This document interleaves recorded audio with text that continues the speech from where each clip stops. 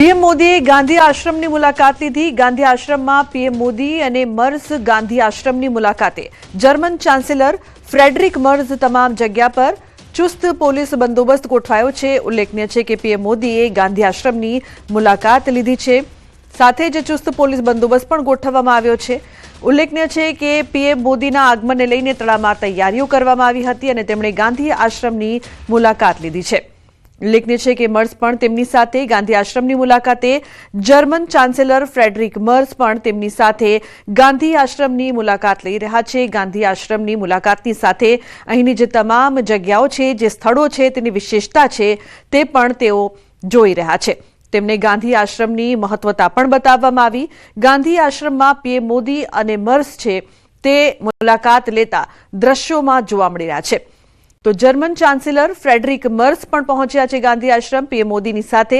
અને ગાંધી આશ્રમની મહત્વતા શું છે, ગાંધી આશ્રમની વિશેષતા શું છે, ગાંધીજીએ કયા પ્રકારની દેશની ચળવળમાં ભાગ લઈને જે કામગીરી કરી હતી તે પણ પીએમ મોદી તેમને બતાવી રહ્યા છે। તમામ જગ્યા પર ચુસ્ત પોલીસ બંદોબસ્ત પણ ગોઠવવામાં આવ્યો છે।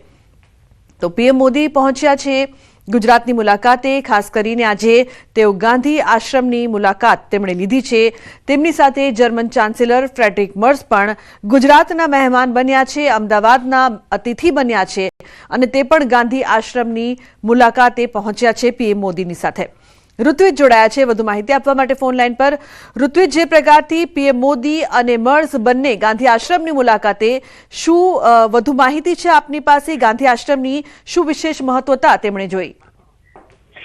જી સંધ્યા, વાત કરીએ તો જે પ્રકારે જે બંને મહાનુભાવો છે થોડી વાર પહેલા જ ગાંધી આશ્રમની મુલાકાત લઈને હવે અહીંથી તેઓ કાઇટ ફેસ્ટિવલ જવા માટે રવાના થયા છે।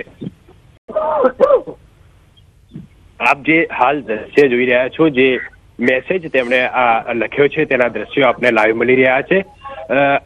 જ્યારે અહીં પ્રધાનમંત્રી નરેન્દ્ર મોદી અને જર્મનીના ચાન્સેલર બંને હાજર હતા ત્યારે પ્રધાનમંત્રી દ્વારા આખો જે રીડેવલપમેન્ટનો પ્રોજેક્ટ છે તે પણ સમજાવવામાં આવ્યો હતો અને ગાંધી આશ્રમમાં અલગ અલગ જગ્યાઓ પર તેમણે મુલાકાત કરાવી હતી। તો બિલકુલ જે પ્રકારથી તેઓ પહોંચ્યા છે ગાંધી આશ્રમમાં, તેમણે જે નોટ છે તે પણ લખી।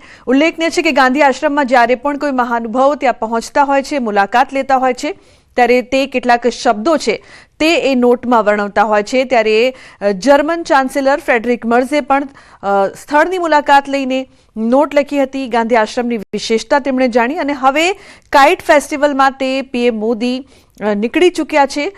જે પ્રકારથી ઉત્તરાયણમાં ખાસ કરીને કાઇટ ફેસ્ટિવલનું આયોજન કરવામાં આવે છે, તો પીએમ મોદી હવે કાઇટ ફેસ્ટિવલમાં પહોંચ્યા છે। તેમની સાથે જર્મન ચાન્સેલર ફ્રેડરિક મર્ઝ પણ।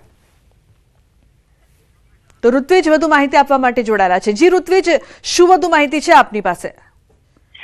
જી સંધ્યા, વાત કરીએ તો જે બંને મહાનુભાવો છે થોડી વાર પહેલા જ અહીં ગાંધી આશ્રમની મુલાકાત લઈને તેઓ હવે કાઇટ ફેસ્ટિવલ ખાતે જવા માટે રવાના થઈ ગયા છે। મહત્વની બાબત તો એ છે કે જર્મનીના ચાન્સેલર જ્યારે ગાંધી આશ્રમ પહોંચ્યા હતા ત્યારે પ્રધાનમંત્રી નરેન્દ્ર મોદી દ્વારા તેમને ખાસ કરીને જે આશ્રમનું નિર્માણ કઈ રીતે કરવામાં આવ્યું હતું, કઈ કઈ ચળવળો કરવામાં આવી હતી, આશ્રમમાં કઈ કઈ જગ્યાએ શું હાલ જે વસ્તુઓ છે તે રાખવામાં આવી રહી છે, આ ઉપરાંત આખો જે ગાંધી આશ્રમના આસપાસનો જે વિસ્તાર છે તે જે રીતે રીડેવલપ કરવામાં આવી રહ્યો છે, રીડેવલપિંગ પ્રોજેક્ટ છે, તે પ્રોજેક્ટના વિશે પણ તેમને જાણકારી આપવામાં આવી હતી અને ખાસ કરીને કોઈ પણ પ્રકારનો અનિચ્છનીય બનાવ ન બને તેની તકેદારીના ભાગરૂપે અહીં મોટી સંખ્યામાં પોલીસ કાફલો તૈનાત કરી દેવામાં આવ્યો હતો। બંને મહાનુભાવ થોડી વાર પહેલા જ અહીંથી ગાંધી આશ્રમથી રવાના થયા છે। હવે તેઓ કાઇટ ફેસ્ટિવલ ખાતે પહોંચશે અને કાઇટ ફેસ્ટિવલ ખાતે પણ જે કાઇટ ફેસ્ટિવલનો પ્રારંભ કરાવશે અને ત્યારબાદ ગાંધીનગર ખાતે રવાના થશે। અને ગાંધીનગર મહાત્મા મંદિર છે કે જ્યાં જે ગાંધીનગર ખાતે મહાત્મા મંદિરમાં દ્વિપક્ષીય બેઠકનું પણ આયોજન કરવામાં આવ્યું છે અને ત્યારબાદ જે પ્રધાનમંત્રી નરેન્દ્ર મોદી છે તે પોતે દિલ્હી જવા માટે રવાના થશે। એટલે મહત્વની બાબત એ છે કે છેલ્લા 3 દિવસથી પ્રધાનમંત્રી નરેન્દ્ર મોદી છે તે ગુજરાતના પ્રવાસે છે અને અલગ અલગ કાર્યક્રમોની અંદર તેમણે હાજરી આપી છે। હાલ જે આપ દ્રશ્ય જોઈ રહ્યા છો તે ગાંધી આશ્રમમાં જ્યારે જર્મનીના ચાન્સેલર આવ્યા હતા અને તેમના દ્વારા જે અહીં જે એક મેસેજ લખવામાં આવ્યો હતો તે મેસેજના આપ જે દ્રશ્યો હાલ અહીં જોઈ રહ્યા છો। જી બિલકુલ ઋત્વિજ, જ્યારે પણ કોઈ મહાનુભાવ ગાંધી આશ્રમ ખાસ કરીને આવતું હોય છે તો ગાંધીજીની વિશેષ મહત્વતા છે, જે વાતો છે, જે યાદો છે તે ખાસ બતાવવામાં આવતી હોય છે. કેટલીક નોટ્સ પણ મહાનુભાવો ખાસ કરીને વિદેશથી ત્યાં લખીને જતા હોય છે. જર્મન ચાન્સેલર ફ્રેડરિક મર્સ જ્યારે પીએમ મોદી સાથે આવ્યા ત્યારે તેમણે શું શું વાતો જોઈ, શું શું વિશેષતા જોઈ, ગાંધીજીની કઈ વાતોને યાદ કરવામાં આવી અને નોટ્સમાં શું લખવામાં આવ્યું તે અંગે કોઈ માહિતી ઋત્વિજ?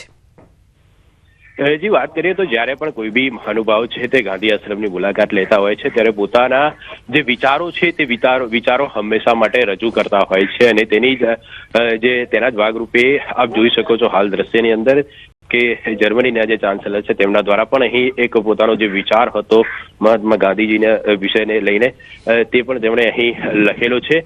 એટલે જ્યારે પણ મહાનુભાવો આવતા હોય છે ત્યારે તે આ જે એક ખાસ ડાયરી હોય છે તેમાં નોંધ રાખતા હોય છે.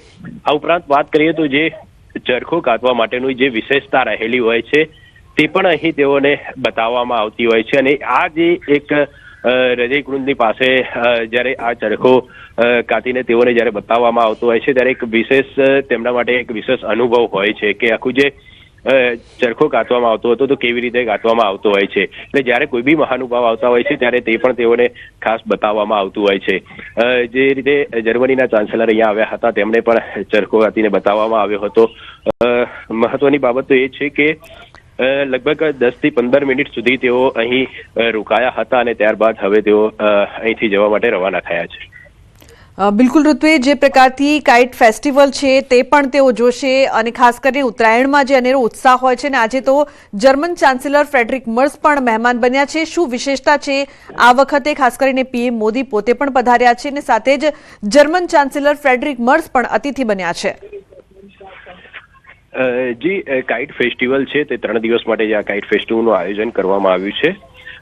સામાન્ય રીતે છેલ્લા કેટલાય સમયથી જે ગુજરાતના મુખ્યમંત્રી છે તેમના દ્વારા આ કાઇટ ફેસ્ટિવલની શરૂઆત કરવામાં આવતી હોય છે, પરંતુ જે શરૂઆત કરી હતી તત્કાલીન મુખ્યમંત્રી નરેન્દ્રભાઈ મોદી દ્વારા શરૂઆત કરવામાં આવી હતી કાઇટ ફેસ્ટિવલની અને કાઇટ ફેસ્ટિવલ છે તેની ઓળખ છે તે સમગ્ર વિશ્વની અંદર હાલ જોવા મળી રહી છે.